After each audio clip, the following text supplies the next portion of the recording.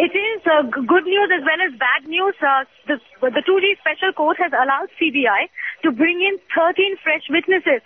And by 13 fresh witnesses means that both Tina as well as Anil Ambani now have become witnesses in this 2G trial.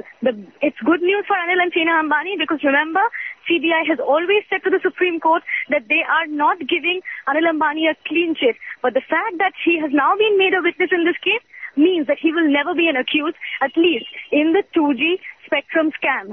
But the bad news is that if at all Anil and Tina Ambani do come to this 2G special court, whatever they say will negatively impact the trial of the three executives of the Anil Dhirubhai Ambani group who are facing trial in this case. Obviously, sources tell us that Anil Ambani will move the Supreme Court, the 2G bench there, and appeal against him being made a witness in this case.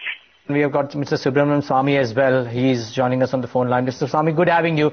So put this into perspective for us. Anil Ambani, the Supreme Court or the 2G Special Court has allowed CBI to call Anil Ambani and Tina Ambani. It may go on later on, but your initial reaction to this news? Well, it's a good step because he was the owner of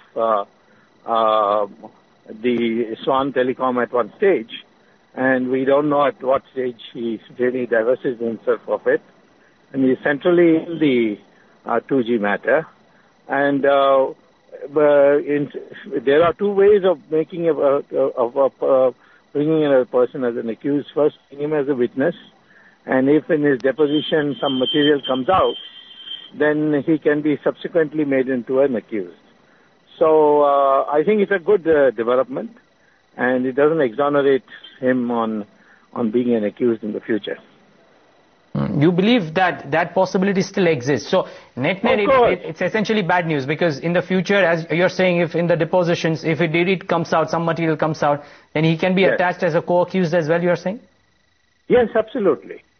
It has happened on many occasions. It's a question of both he'll be examined and cross-examined. And if he admits that indeed he had owned the Swan company beyond 10% of the shares and still applied for a license, that would be a violation.